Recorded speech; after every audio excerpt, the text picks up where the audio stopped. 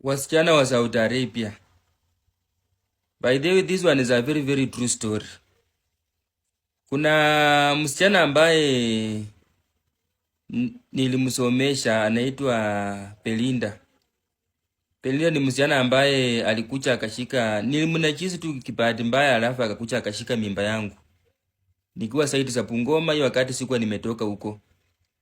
Huyo msichana aliposhika mimba yangu, akakuja baadaye akatondosha hapo wasichana watoto wawili ambao walikuwa mapaja.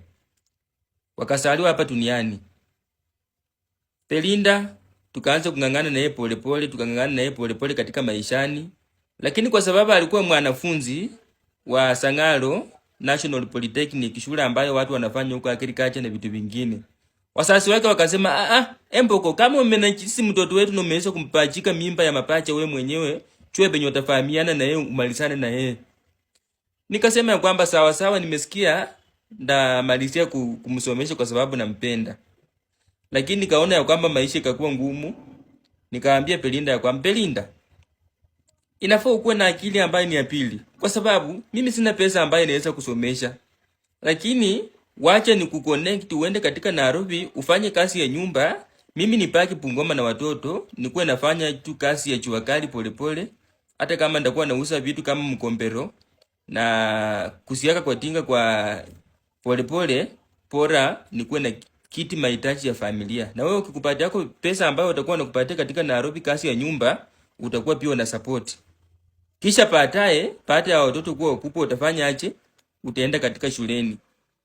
Basi Pelinda akabeba virako vyake, akaondoka, akakuja akafika Nairobi. Mimi akaniacha nyumbani ambapo ni Bungoma. Sikujua jambo ambalo lilikuwa linaendelea. Kumbe Pelinda alipofika katika Nairobi alipata sponsorship. Kuna mtu ambaye alimsponsor akamconnect akaenda Saudi Arabia. Akaanza kufanya huko kazi.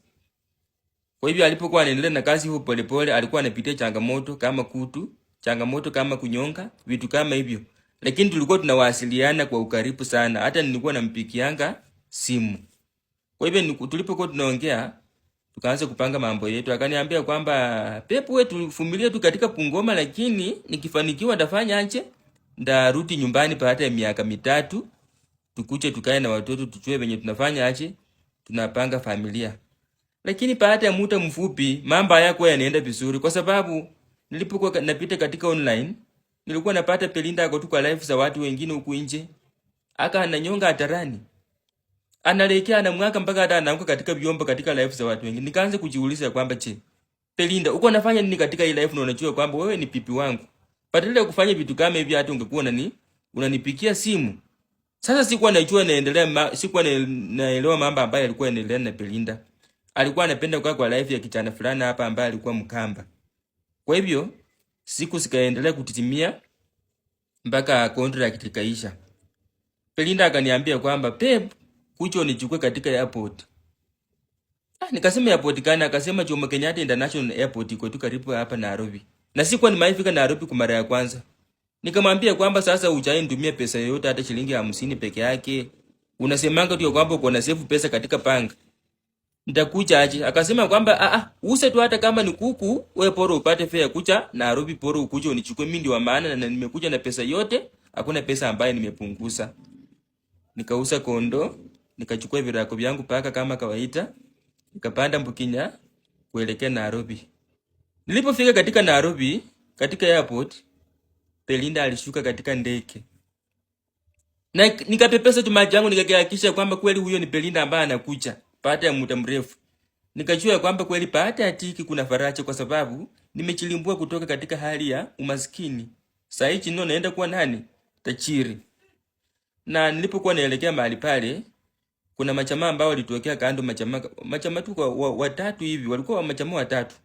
Kuna mwingine ambaye alikuwa mtoka, alikuwa mfupi, ametangulia mbele, wengine wamemsungira wawili, wanaelekea mahali ambapo Pelinda yako. Nikasema kwamba labda sioni mambo yangu vizuri.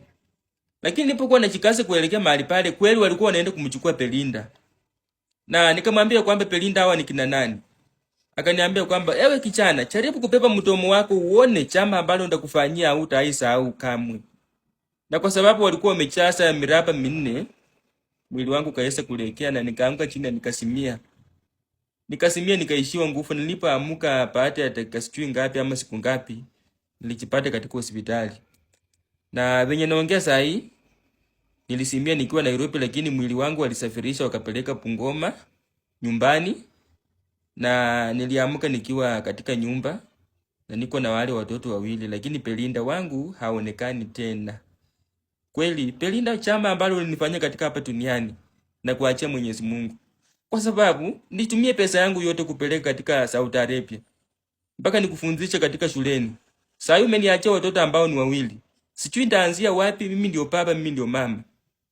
Kweli shetani akulambe uso Belinda.